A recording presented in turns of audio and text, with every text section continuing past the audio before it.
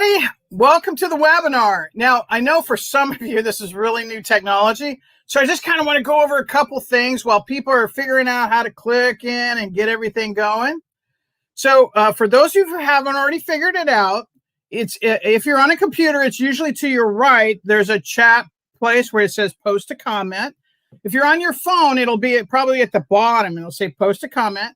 And really, there is a great place for you to put in comments and say hi and hello, or talk to my team while I'm talking, or if you have a question. So I'm going to give everybody just a couple more minutes to get going here, and then we're going to get going. So first of all, let's see, I think, okay, it looks like people are getting on okay. So we're going to get going. And again, if you have any questions, just put it in the side, or you have an issue like you can't hear me or anything like that, put it in the chat comments and my team will get to it. Okay.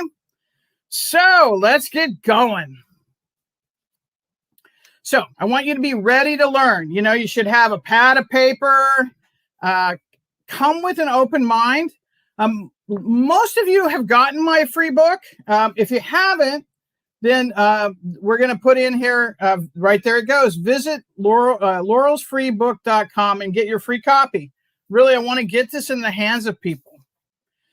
And as we go through, if you have questions, please just put it in the comments, and the team will have time at the end, and we'll go as long as we need to put your questions in, and I'll answer them. Okay?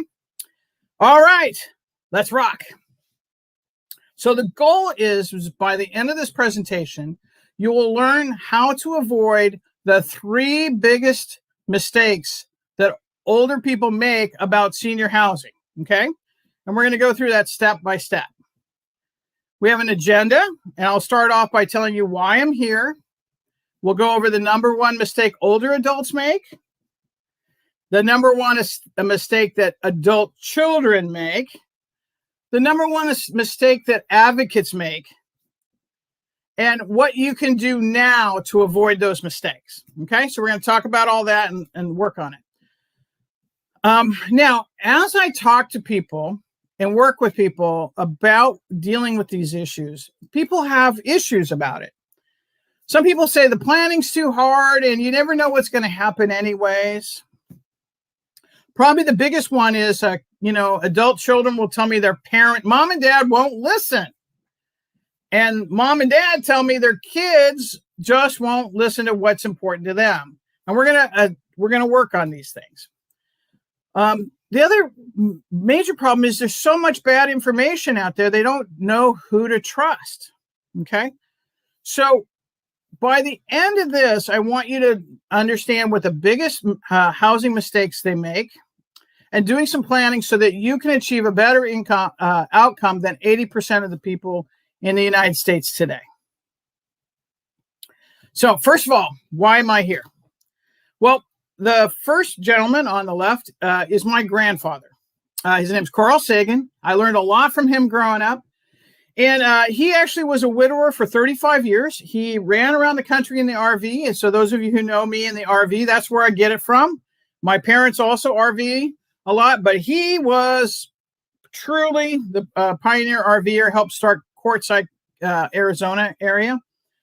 And when he was about 85, he had some major health issues. And I have to tell you that how my parents handled it, my dad, he was my dad's father, they got in a car, went to Quartzsite, scooped him up and brought him home and put him in assisted living right away. And my grandfather was so upset for the longest while until he was actually able to get a better place to go, because the first place we put him in was just horrible. And I really learned kind of watching my parents and him work it out. And, I'm the granddaughter. He loves, I'm the favorite. So I was able to kind of mediate some stuff. But I learned a lot about what not to do. Now, the handsome guy to the right is my father-in-law, Clyde. And his wife passed away a few years before him. And he was living in this big 6-bedroom, 2-bath house that they had lived in forever by himself, kind of a little bit lost, not knowing how to take care of himself a little bit. And he started developing a few health issues, ended up in the hospital, nursing home. And I got to tell you, it fell to the girls of the family, all the daughters and daughter-in-laws, to sort out what happened. And we spent months touring different assisted living and nursing home places, and really didn't know where to turn or how to find it. There's a lot of websites out there that kind of pretend like they're going to help you, but they're really just referral places where, you know, they get paid the first month's rent or more to refer you to someplace. And they really aren't local, they're national. So how can they know what's going to be best for your family? And we ran into that too. And that's kind of where, between these two guys, this is where I really got a lot of my passion for doing this and the impetus for getting the book out. So who am I? Well, this is my team. If you can see there, really great. We buy and sell houses. And more than that, though, we've come on a mission to help 1,000 older adults and their families. So while we're doing business, we really want to help people get into a better situation. And that's one of the reasons why we're doing this. Now, what do I do for a living? Well, I take the before and I make it the after, right? You see that bottom one right there is a really great 3-bed in a great neighborhood. We took that older, never been renovated 2-bedroom, 1-bath and turned it into, I think it's a 5-bedroom, 5-bath house. We, you know, so you can see what we do. That's kind of what I do. I take a house, renovate it, make it so it's going to be great for the family going forward. Now, we have had some of our houses have won some awards. You know, the top house there was in the Sacramento Bee. The Business Journal had that house right there in an article about some of the best, most expensive houses in Sacramento that were on the MLS at the time. That one house up there was actually on House Hunters on HGTV. It was the house that was too nice for the family, too expensive.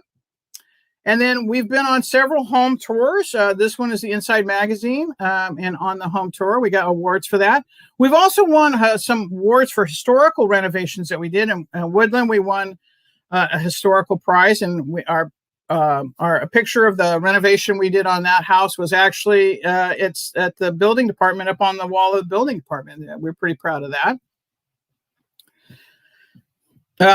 And sometimes, you know, what can we do for you? So here's some of the things we can do for you. Obviously, we can purchase your home. We buy homes for cash all the time, you know, many every month. We can refer you to a realtor we trust. You know, only 10% of the realtors do 90% of the business in this town, okay? Most realtors have only done 2 or 3 transactions. And if you're especially needing this for your long-term well-being, financial well-being, you want a realtor you can trust, who's going to make sure everything goes well and that you get top dollar and that you're protected from liability.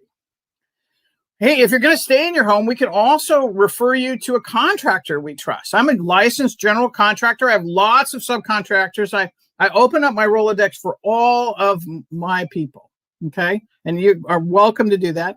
And of course, we will answer your housing questions at any time. You can email us, call us, anything like that. Also, we can refer you to housing facility or in-care home options. I actually live in a 55 and over community. Okay. So we can do everything from a 55 and over community, independent living, assisted living, memory care, or even nursing homes. We are working on even making that more easier to access the information for you.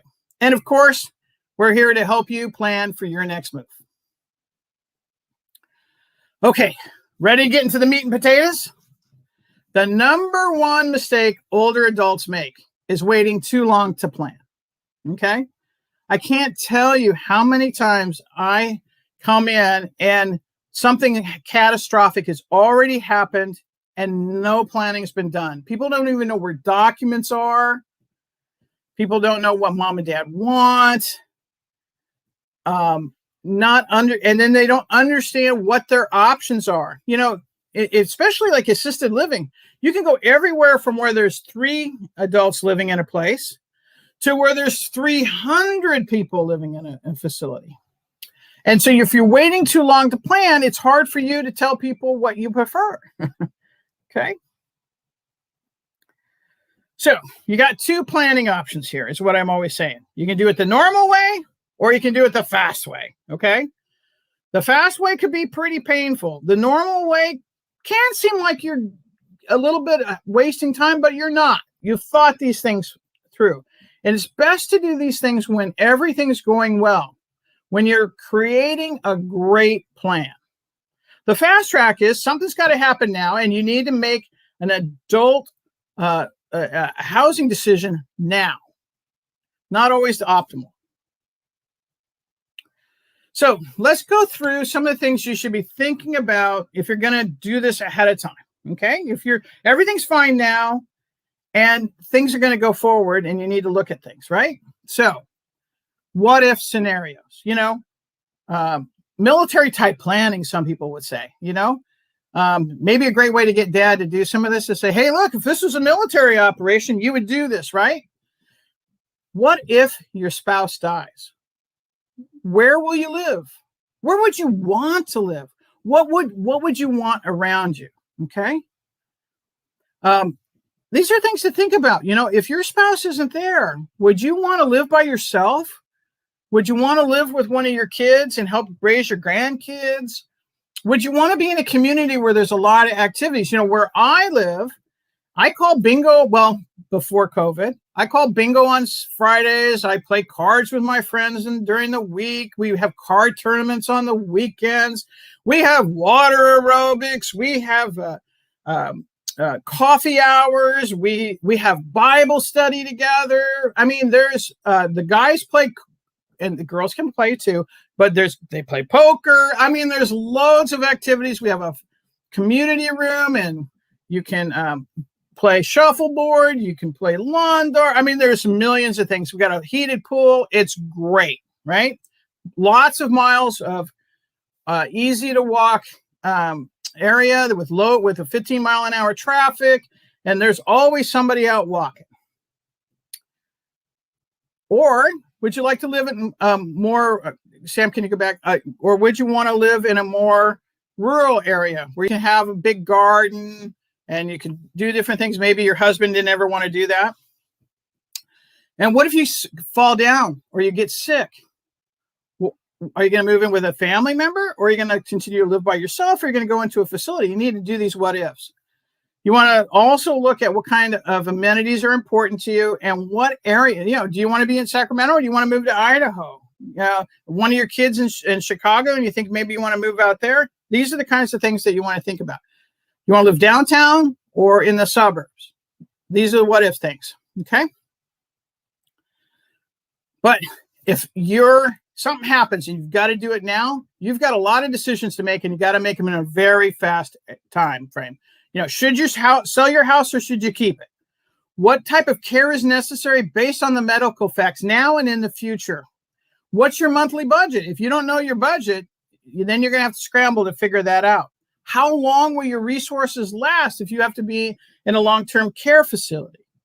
What is your current mobility needs? Are you using a walker now? Or are you kind of on the edge where you don't want to drive anymore? And how's that going to affect where you live? And what kind of care is needed, and what kind of facilities offer them? Those are all these things that have to be done really, really quickly. So, have you thought about these? Change in the health, death of a loved one, change in financial situation. With this COVID going on, a lot of people kind of had to figure out if they wanted to stay living by themselves, or did they want to help care for their kids going forward. One of the things we offer is I do have a workbook that I work with families with. It has a lot more checklists than even in the book. So if you're looking at what to do with your home and things like that, we can also meet with you and help plan with your family. Okay, so how do you really look at this?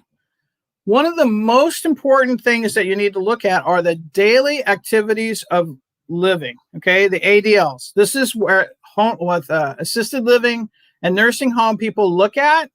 Long-term healthcare insurance is based on these. These are the daily activities of living. Can you feed yourself? Can you prepare your meals and feed yourself? Sometimes you get to where you can't even get the food in your mouth. You're going to need help with that. Or somebody needs to cook dinner for you. Bathing. Can you get in and out of the bathtub safely? Can you actually take care of your own physical needs? Dressing. Transferring from the bed to a wheelchair. Toilet. Are you, incontinence doesn't mean you need assisted living, but you need to be able to take care of that. Can you get to the toilet and off the toilet? And then just walking and getting around. Just because you have to use a walker doesn't mean you need to be in assisted living. But this is also how assisted living figures out how much to charge. They base it on how many of these you need help with is how much you get charged. And there's different levels for different for different ADLs. Okay. Also, I add to these memory. Can you find your way home? Big deal. I remember my mother-in-law, Judy, one of my favorite people in the world, was taking care of her mother-in-law, Beth. And Beth had dementia. And they decided to take care of her at home. And it was really, really tough on Judy. And Beth, if they had alarms and everything set up and baby gates trying to keep her so she wouldn't get out, but every once in a while she would get out and wander the neighborhood. And then when Judy would try to bring her home, she would scream and yell for the cops that she was being kidnapped, right? Because she really didn't remember who she was and where she was. Also, can you handle your own medications? Can you remember to take your medications? Do you remember which pills you should take and for what? Sometimes older people actually just need somebody to go to the doctor with them and make sure all the medications are managed. These are the daily activities of living that need to be managed. Now, another big thing that you need to think about is just the plain documentation. And I feel like every adult who has any assets should have all of these. And if you have kids, you should have these. But especially when you're getting up towards the age where you should have these. A medical directive tells people what your wishes are. Do you want heroic things? Do you not want transfusions or do you want to be on a ventilator? These things need to be spelled out ahead so people know what you want. Everybody's different. Durable power of attorney for healthcare and Hipaa release. This durable power of attorney gives someone you trust the right to make decisions when you can't. Sometimes we're even in a car accident. You're not able to make a decision. You're unconscious. Who would you trust? The law decides. If you don't decide ahead of time, the law decides, and you may not be the right person that you would trust to make those decisions. Might not necessarily be the legal fallback person, right? You might have somebody who's got medical experience in the family that you want to make these decisions. Also, the durable power of attorney for finances. If you can't manage your own finances, you break your hip, you're in the hospital, who's going to pay your bills? Who's going to manage your stuff? Who can sell your house if you need to and who do you trust to do that? You get to say if you do it ahead. The law gets to say if you don't. Also, if you have any assets, putting things in a revocable living trust is really, really important. Okay? Everything I own is in a living trust. It avoids probate. You don't want the state of California to charge a bunch of fees and take 9 months to tell you what to do with your own darn house. If you don't set this up ahead, somebody else will. And then a will. Just a simple will to handle everything else, to tell your wishes, how you want to be buried, where you want to be buried. There's a lot of other things you can do. You can pre-plan your funeral, all these things. But look, I am happy. I will open my Rolodex to you. I know I know a couple of really good paralegals that if you feel like you need to do these things for yourself, you don't have you have an uncontested, not a very complicated estate who can help you do these. I also know some very great estate attorneys, estate planning attorneys who would be happy to help you with these for a reasonable cost. If you don't know anyone or you don't know who to trust, I'm happy to open my Rolodex and give you the person who did my estate planning. Okay. Okie dokie. So, solutions and twists. How do we solve this major problem? Well, there's a lot of books for planning. Here's one. When you go through this book, if you don't have it already, you can get one. And it goes through all the different ways to sell your house, the things to think about if you want to stay in your house, how to, maybe you want to have your house be senior. It's not child-proofed, it's senior-proofed, right? Just grab bars and ramps and things that you might need. Also, we go through all the different kinds of residential living facilities, independent living, stuff like that. How to stay in your home if you really want to. In-care home. Look, I have been networking with a lot of in-care home facilities lately, and I can tell you what I know about them so you can decide and do your research ahead.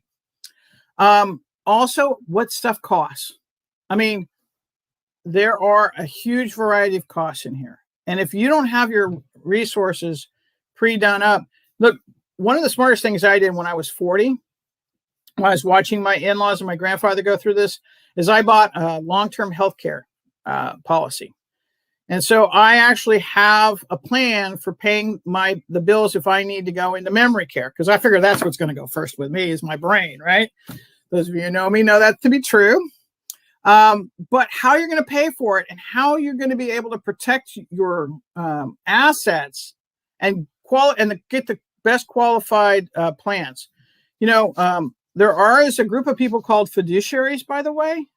I know several of them who are very set up to be able to help you make these financial decisions and even manage your finances over time for you if you need that kind of help. Again, we'll open all that up.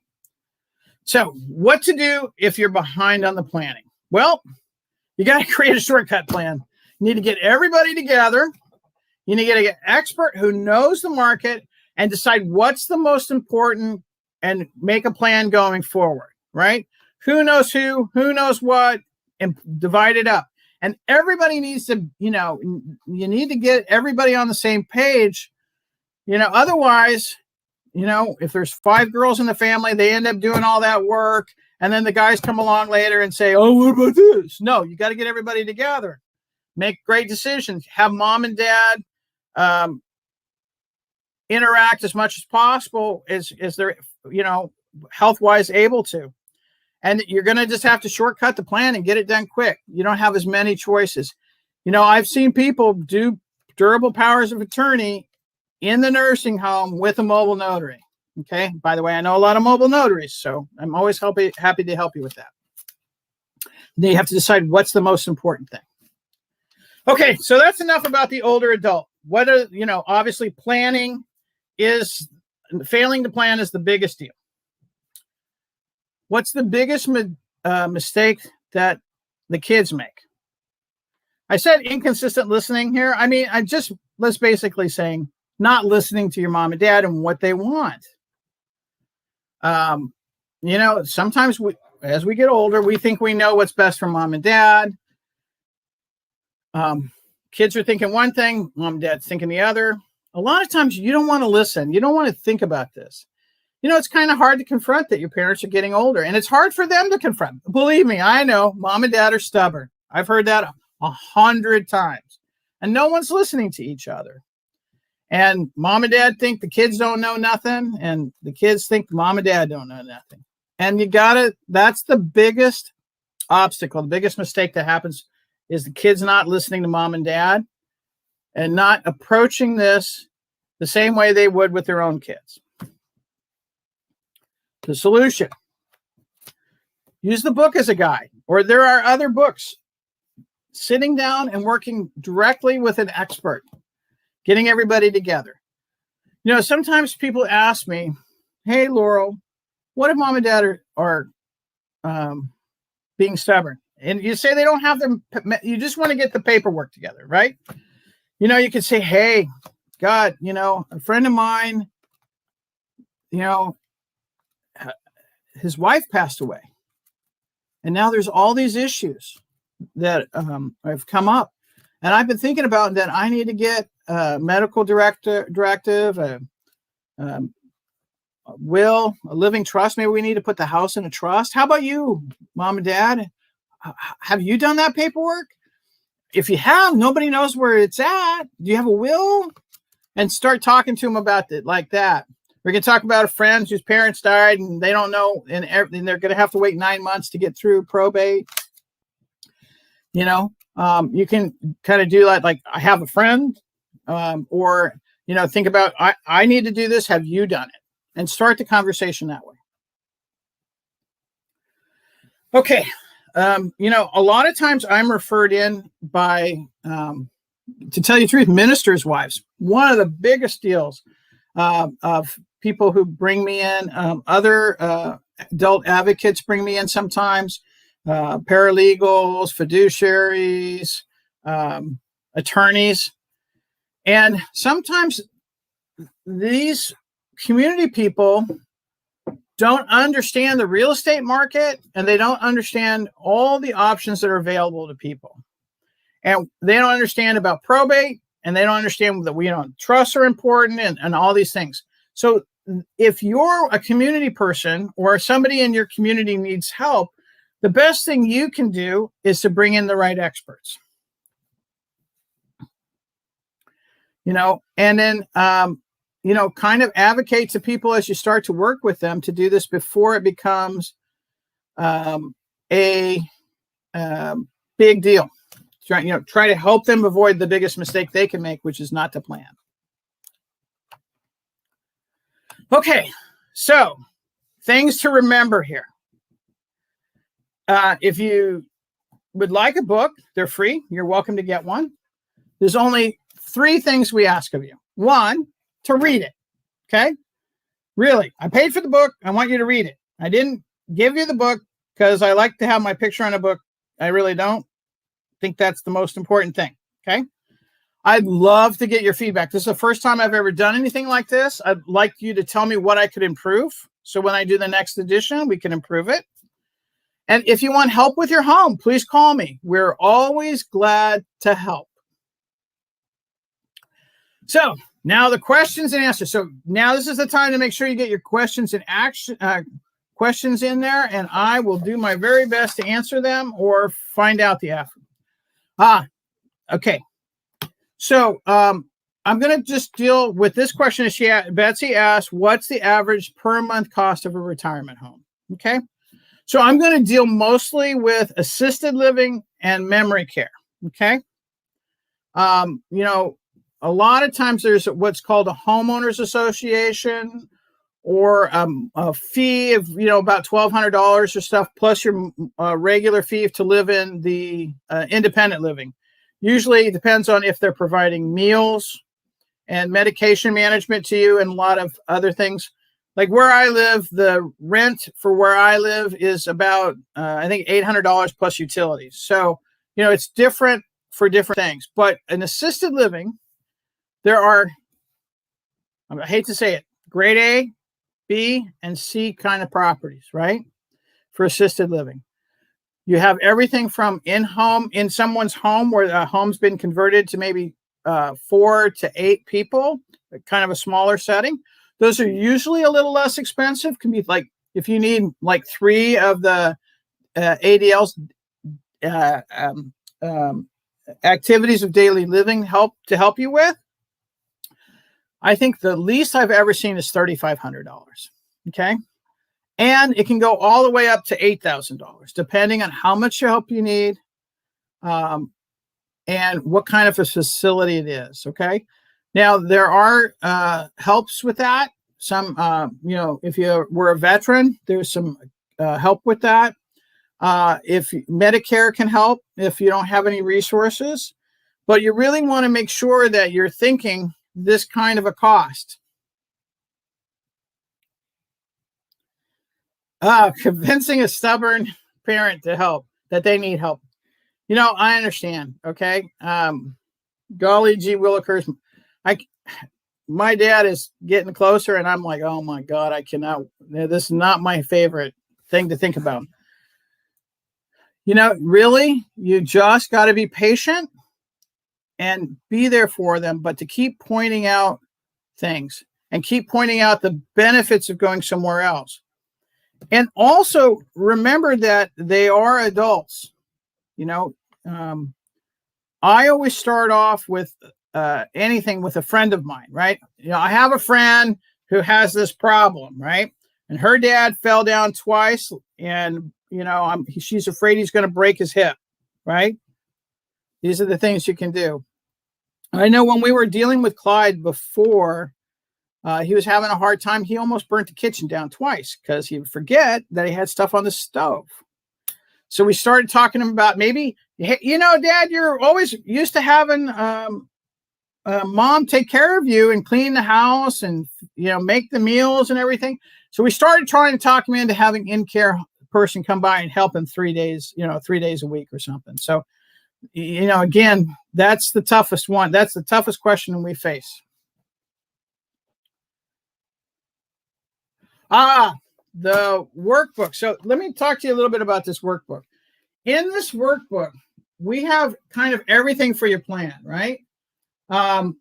We talk about where the legal documents are, what do you own, where's all the bank accounts, where's the insurance, where's everything kept.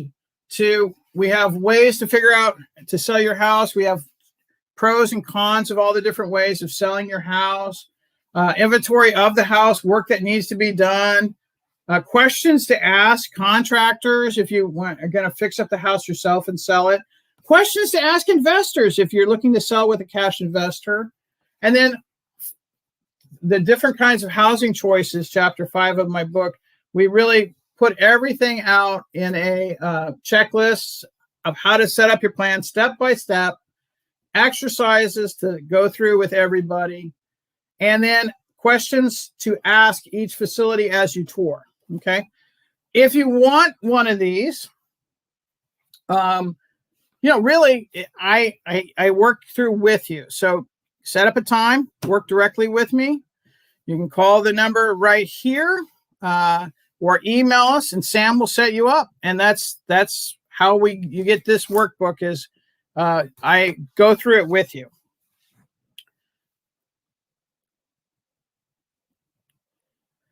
Great. Go to Laurel's free book and we'll get that book to you right away and you can get it to her. I'll even sign it for you. Memory care. How do you know you need it? Look, there's a form. I forgot the number of it right now because, of course, I'm on camera. But there's a form that a doctor and you need to fill out before you move into any assisted living, independent living, or memory care. And in there are cognitive tests that the doctor can do with you. This is really one of those decisions that the family and the doctor need to make together and then look to see what kind of memory care you need. Look, there's a lot of really awesome memory care places here in Sacramento.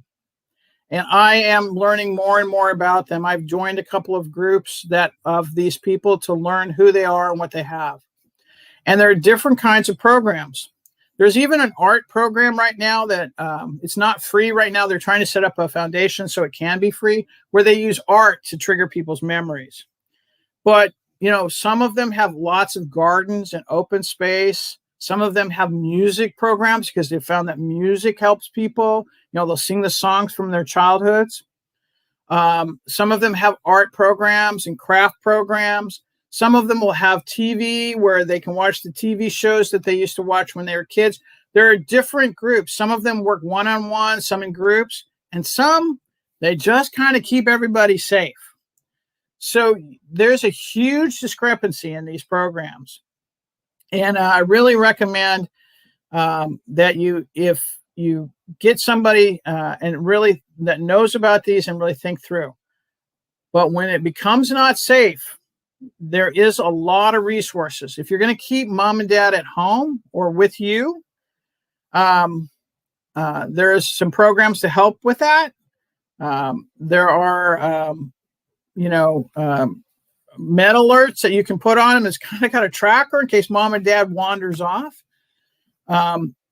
Also trying to get mom and dad not to drive is huge. And that, again, your doctor can help you with that. Their doctor can help you with that.